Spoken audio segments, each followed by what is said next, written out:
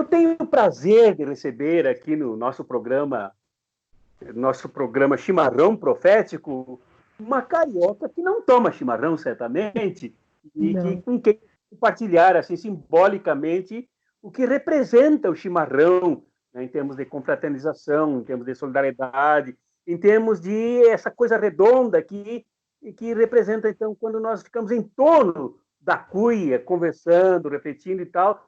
Então, eu tenho grande alegria de convidar para essa conversa no chimarrão profético, uma pessoa que eu estimo muito e que já tem adotado alguns textos dela no blog Cartas Proféticas, que é a professora doutora Magali Cunha. Cunha mesmo, Cunha, é Cunha, né? Cunha É mesmo. Cunha. Então, eu tenho prazer de contar com a presença dela, a palavra dela, nesse momento muito crítico, muito doloroso, muito difícil que nós vivemos no país e no mundo com a decadência do capitalismo. Então, eu abro aqui, dando as boas-vindas, acolhendo a querida professora Magali Cunha, que de agora em diante eu chamarei de Magali, por ser uma pessoa Muito bem. extremamente afetiva, acolhedora e que não coloca constrangimentos na gente. Então, bem-vinda, Magali. Muito obrigada. Eu não tomo chimarrão, não, mas eu tomo mate gelado com limão. É o que a gente toma aqui no Rio. É uma tradição no Rio de Janeiro, que é o É mate gelado mesmo? na praia. Passam lá os vendedores com aqueles botijões enormes de mate gelado, Assim. que a gente mistura com limão e é uma tradição aqui do Rio de Janeiro. E com biscoito de polvilho, né? Que é a tradição da praia aqui no Rio, né? Então, alguma coisa em comum a gente tem aí com o mate, Então, vamos chamar assim. vou chamar de debate, né? Bom, então, professora Magali Cunha, eu tenho prazer de convidá-la, de contar para essa análise. A amiga é cristã, é metodista, é protestante, séria, e, além disso é uma intelectual engajada, uma intelectual que vive aqui esse momento conflitivo que nós existencializamos no capitalismo. Então, eu queria lhe perguntar primeiro, vamos trabalhar duas questões. A primeira questão é como está se sentindo agora, no meio dessa crise, como mulher, como pessoa, como mãe, enfim, profissional, como está se sentindo? A gente se sente, em primeiro lugar, muito entristecida, né? De ver, eu tenho um filho de 19 anos e eu sempre converso com ele e peço desculpas a ele, dele estar vivendo este momento. Era para ele com 19 anos, na sua plena juventude, entrou para a faculdade, está vivendo um outro Brasil, né? Um Brasil que tinha tudo para ser construído de forma diferente depois que nós vencemos a ditadura militar.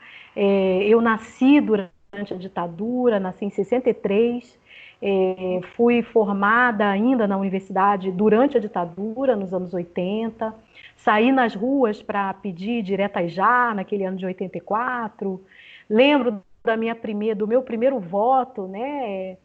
Não tinha para presidente ainda, foi em 82, mas depois o primeiro voto para presidente, em 89. Então a gente foi, eu na minha vida, né, fui vendo, eu e meu marido, nos casamos e a gente foi vendo o Brasil aos trancos e barrancos, mas de alguma forma evoluindo, né, saindo, reconstruindo a democracia aos trancos e barrancos, né, nos anos 90.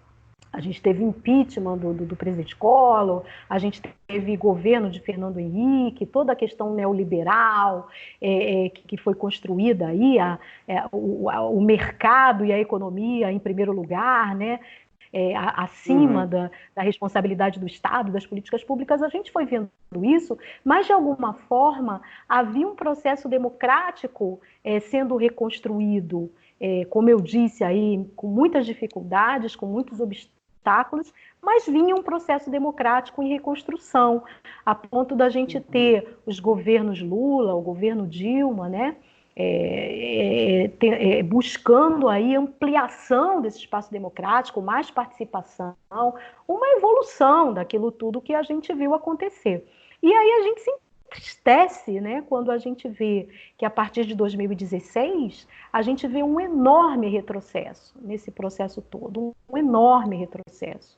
Foi como se puxasse um freio de mão de um carro em pleno andamento e se Sim. engatasse uma marcha ré que nos leva a um período ainda anterior aos processos democráticos, né? A gente retoma plenamente aí processos de estado de exceção, processos de inviabilização da democracia, a negação da liberdade de expressão, a negação da liberdade de imprensa, né? Se isso já começou a acontecer com o governo Temer em 2016, com a ascensão ao poder de Jair Bolsonaro, a gente vê um processo autoritário muito forte, com a retomada de poder dos militares. Quer dizer, tem gente ainda hoje na rua pedindo intervenção militar, não precisa pedir, né?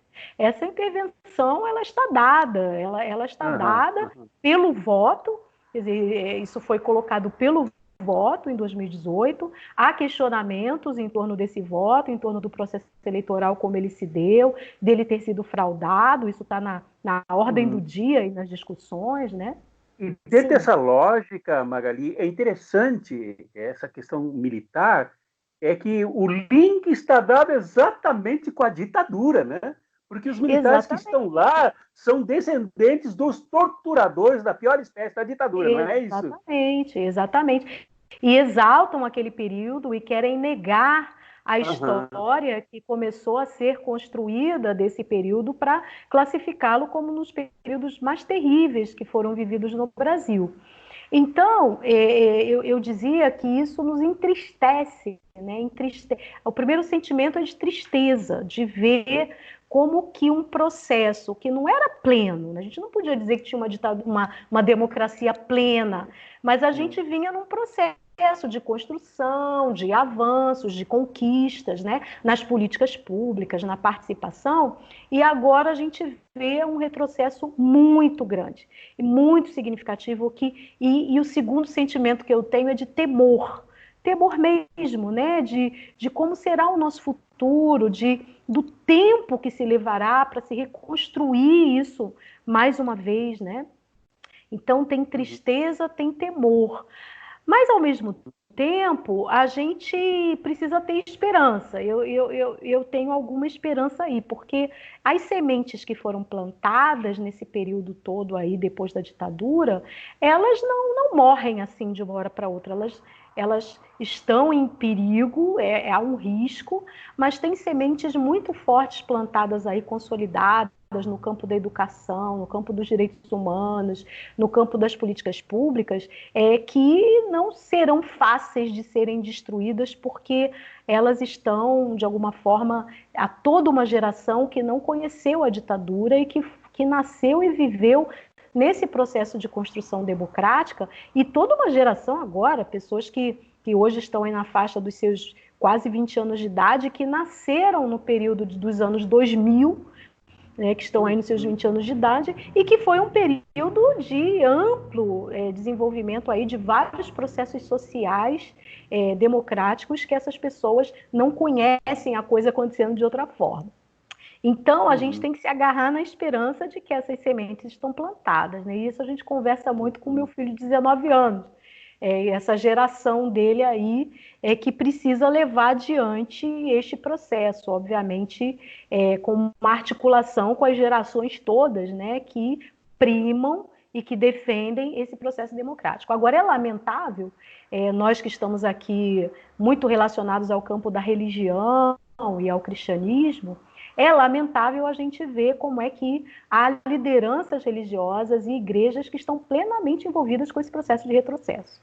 Quer dizer, isso é uma questão muito séria, que deram um cheque em branco para essa liderança que emergiu a partir de 2016 e até chegar a Jair Bolsonaro, que faz um uso abusivo dos símbolos religiosos, um uso abusivo da religião, para criar esses laços e se manter com o apoio desse público cristão, tanto evangélico como católico. Então, isso é um tema que precisa ser perseguido por nós e precisa ser até denunciado, porque é muito grave isso que está acontecendo. Uhum.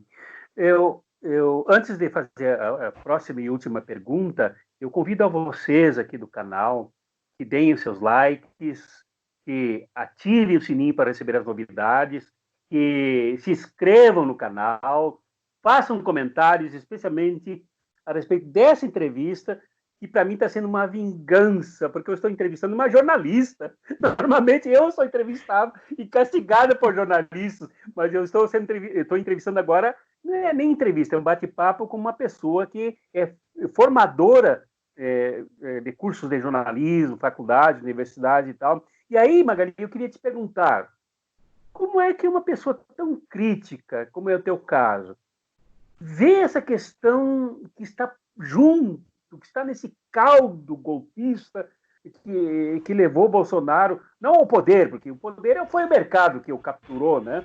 Como é que tu, como jornalista, vê o jornalismo brasileiro desenvolvido por essa mídia comercial tradicional? Então, as nossas mídias tradicionais, as grandes mídias noticiosas, elas estão nas mãos de 11 famílias, são 11 grupos de comunicação que detêm aí essa fatia importantíssima que é a informação, né? Então, esses grupos são grupos bastante privilegiados da sociedade brasileira, são empresários, empresários de mídia, pessoas ricas, pessoas que ganham dinheiro com a comunicação e que ganham dinheiro com a informação como parte do mercado e do mercado financeiro, né? Então, são pessoas que têm interesses aí nesse sistema que põe em comprometimento a democracia e não se eximiram de colocar a nossa democracia em risco para levar adiante esses interesses que passam pelo financeiro. Então, por isso, todas essas grandes mídias apoiaram a ditadura militar quando ela existiu, depois tiveram que se ajustar aos tempos de reconstrução democrática, mas mesmo assim sempre fazendo uma oposição muito grande àquilo que fosse a concessão mais ampla de direitos, a redistribuição de renda no país, a demonização dos movimentos sociais. Isso sempre foi pauta dessas mídias noticiosas, ou sempre foi não pauta, um silenciamento total, né, daquilo que não fosse a chamada grande ordem vigente, né? Então, o que a gente vê, né? A gente vê que houve, sim, um grande apoio das mídias ao processo de impedimento da presidenta Dilma Rousseff, que está mais do que claro que foi uma grande injustiça, uma articulação, como se chama, golpista, de um golpe na democracia brasileira, de tirar do poder o Supremo e tudo. Com o Supremo e tudo, né? Isso está mais do que visível nessa história, e com amplo apoio dessas mídias, com um noticiário que demonizou tanto a presidenta como o partido dela, o PT. Quer dizer, a construção dessa demonização foi fundamental para a chegada do poder de Jair Bolsonaro, porque um presidente que chega ao poder sem uma proposta sequer de país, mas somente com ataques e negações ao que veio antes dele, é porque teve esse apoio nessa construção negativa de todo esse passado dos anos 2000 que dizem respeito ao PT no poder com Lula e Dilma, né? Então, a gente tem essas 11 famílias comprometidas com esse poder. Agora, é interessante que essas 11 famílias hoje estão contra aquele que eles ajudaram a eleger. Quer dizer, existe todo um movimento das mídias noticiosas hoje desfavorável ao presidente Bolsonaro. Por quê? Porque houve um rompimento dele com essas mídias noticiosas. Um rompimento de não fornecimento de financiamento de publicidade do governo, a escolha de grupos, que é o Grupo Record, a Rede TV e o Grupo Bandeirantes, aí, de alguma forma, como parceiros para a divulgação dos seus conteúdos, o corte de publicidade para os outros grupos, e também uma negação aí do papel das mídias, né? Aí a gente vê claramente o governo se colocando como um negativista daquilo que se chama de informação e de jornalismo. Então, isso tem tido um efeito muito interessante e a gente vê as grandes mídias noticiosas hoje se colocando na linha de frente, né, contra as ações do governo Bolsonaro. E está sendo muito interessante a gente observar isso. Ou seja, quando é do interesse desses grupos, a gente vê um excelente trabalho jornalístico, que é o que está acontecendo agora. Um excelente trabalho jornalístico feito pela Rede Globo, pela Folha de São Paulo, pelo Estado de São Paulo, por todo o Grupo Globo, na cobertura dos acontecimentos políticos que estão revelando aí situações aí bastante controversas em relação ao governo Bolsonaro. Mas veja, aqui a pergunta é uma pergunta de um leigo nesse campo jornalístico. A impressão que eu tenho é que outros grandes canais de comunicação, televisão, rádio, até internet e tal, em outros países, até mesmo capitalistas, estão nas mãos do Estado. Né? Estão nas mãos do Estado. Né? Não sei como é que é em outros países, por exemplo, na França, na Alemanha e tal, tá? Ou, no mínimo, regiamente controlados pelo Estado alemão, Estado francês e tal, enquanto que aqui é o contrário, o Estado está nas mãos desses grupos e que manipulam completamente, portanto, isso quer dizer para mim que não dá para confiar nesse jornalista da Globo momentâneo agora, Folha, até, porque, tirando o SBT e Record, que estão lá ainda com o Bolsonaro, né? Ainda estão com ele. Concorda com a minha avaliação, com essa questão de que nós não temos uma mídia estatal? Na verdade, nos outros países o que acontece é o seguinte, não está nas mãos do Estado, não. Com exceção da Inglaterra, em que a gente tem os canais BBC, que são canais controlados pelo Estado, nos outros países da Europa, dos Estados Unidos, mesmo na Inglaterra também, a gente tem a iniciativa privada com uma ação bastante intensa. O que acontece diferente do Brasil é que nesses países há leis regulatórias da ação dessas mídias. Há um controle da sociedade via Estado aquilo que é veiculado. Aqui no Brasil, o poder dessas 11 famílias ele é tão grande a ponto de estudos de mídia no Brasil classificarem como capitanias hereditárias da comunicação. Esse pessoal tomou posse dessa coisa e não há quem regule aquilo que é feito, porque o Estado se rendeu ao poder dessas 11 famílias. Não existe regulação. E quando alguém levanta, existem vários coletivos de comunicação, Brasil afora, por democratização das mídias, articulações no Congresso Nacional, que são feitas por grupos vários. Aí o que acontece? Essas mídias se levantam e dizem que é tentativa de censura. Né? Então, tenta-se colocar toda e qualquer iniciativa de democratização desse processo como censura, o que não é verdade. É uma manipulação feia desse processo, um engano que se coloca no noticiário em relação às lutas e às demandas por democratização, porque regular não quer dizer censurar. Regular quer dizer acompanhar e ter mecanismos de controle de abusos, né, desses processos, principalmente das mídias noticiosas. Né? É interessante que o coronavírus está desafiando muito esses processos todos. Né? A gente não via pessoas pobres com voz no noticiário. E agora a gente vê. Quer dizer, aí a gente tem que olhar. Ontem o presidente Lula teve uma fala sobre isso e foi criticado, né? Porque usaram muito a fala dele em torno do que ele disse que o coronavírus está servindo para saculejar o Estado. E está servindo mesmo para saculejar. E eu diria não só para saculejar o Estado no seu papel, mas para sacudir as grandes mídias no lugar e a voz que elas nunca dão às pessoas de periferia, às pessoas de população empobrecida, às pessoas que passam as piores dificuldades com a falta de distribuição de renda ou a distribuição de renda injusta que a gente tem nesse país.